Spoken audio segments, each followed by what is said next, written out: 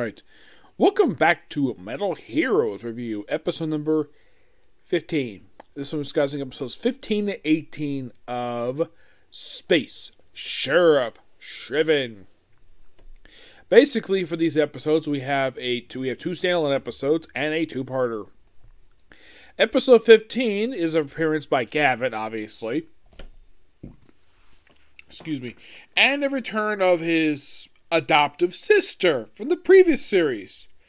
Yep. In an episode that, get this, is a... And this might surprise you. It's a follow-up to Gavin. Yes. It's actually sort of a loose follow-up to the last several episodes during the last epilogue from that previous series. Where they apparently, get this, so they kidnap his sister so they can rebuild the same cannon that Gavin destroyed in the previous series. Yes, seriously. And apparently Gavin had the plans for this damn thing for over a year.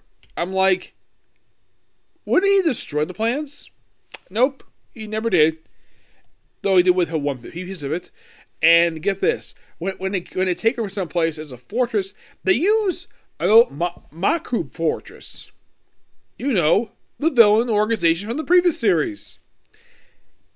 Now, as far as I can tell, this is the first time I can think of for any Tokusatsu series where we have a follow-up series with their protagonist and where you had the villains reusing a previous base used by the previous villain organization that was destroyed. Now, as far as I can tell, this never happened in Super Sentai. Yes, this has happened in Power Rangers when the Machine Empire kicked Zed and Rhea out just so they could take over the base of the moon, but not their palace per se. Yeah, as far as I remember, the place is abandoned. They take over the moon, yes, but they don't use their particular base. It doesn't happen very often when you see a former villain base taken over by somebody from a different organization, different series, and they go back to Devil's Island.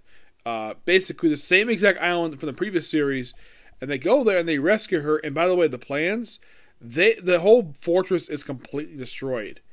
Yeah, so apparently Gavin never had to destroy this fortress, so Sharivan went in and basically wrecked the place, and presumably the plans were destroyed. Now, apparently he had to surrender himself, interview his sister, but he withhold one piece of info.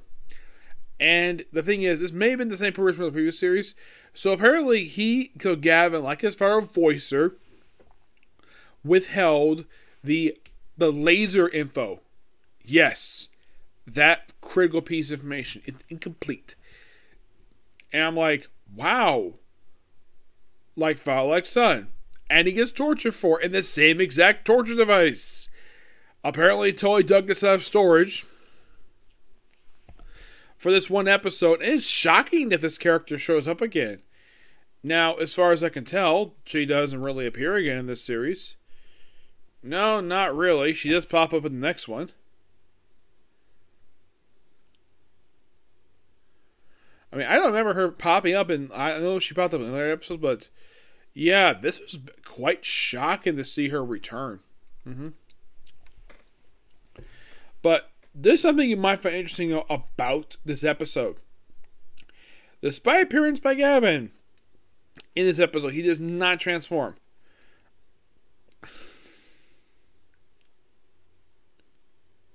Oh yeah, they even get a flashback. Yeah, flashback from the previous episode.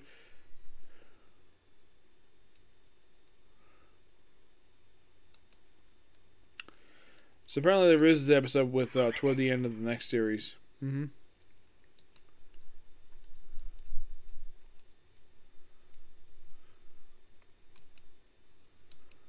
Which, that is something in the future. Yep. Great to see the character. Apparently she was taken away to be trained to be a space sheriff. Yep. You're thinking, huh, interesting. She's probably the next episode, which for some reason the episode decided to be about basically a teenage singer who was very popular, apparently commits suicide by drowning herself in the ocean. Though apparently she is revived by the organization and transformed into, when she shows up in robot form, it's Dark Q from Sun Vulcan. I'm not kidding, they reused the Dark Q robot. from Sun Vulcan. Now, the thing is, this series aired in 1983. Sun Vulcan aired in 1981. Toei must dug this out of storage because, well, no Sentai series was using it.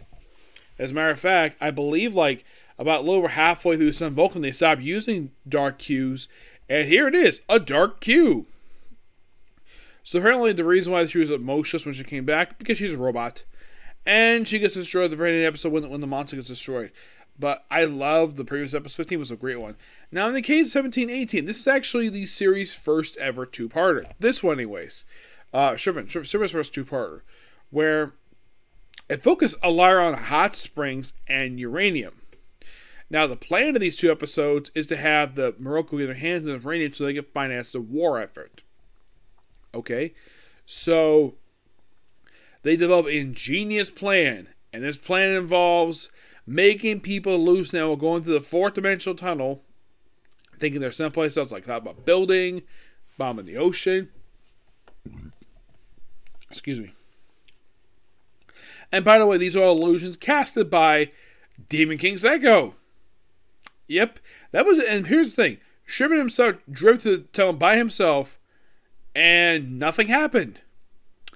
Then he drove a bus to the tunnel, nothing happened, and then he rode the bus as a passenger, not the driver, a passenger. That's when it became effective, which I thought that was kind of weird. Yes, so they eventually do resolve this, and hot spring a problem, and apparently they're all. Kadro, the one who says about UFOs, apparently he's famous now for some reason. I'm not sure why. And apparently he's rich. Somehow. It's not explained at this point. So, next plot. Okay, so they try digging for the uranium. That doesn't work. Because they're stopped by Sharivan. So they come up with the most they come up with what they think is the most ingenious plan possible. Use a missile-like asteroid to wreck the freaking planet. Yes, this one area. They want to use this asteroid to smash into the ground to get this uranium. They want it so badly. Despite the fact, according to Gavin, according to him, he stated that this same type of thing destroyed an entire planet. The planet Snow in the Andromeda Galaxy. Yep, so after Gavin used, of course, they used distraction by kidnapping, well, one of the people with them.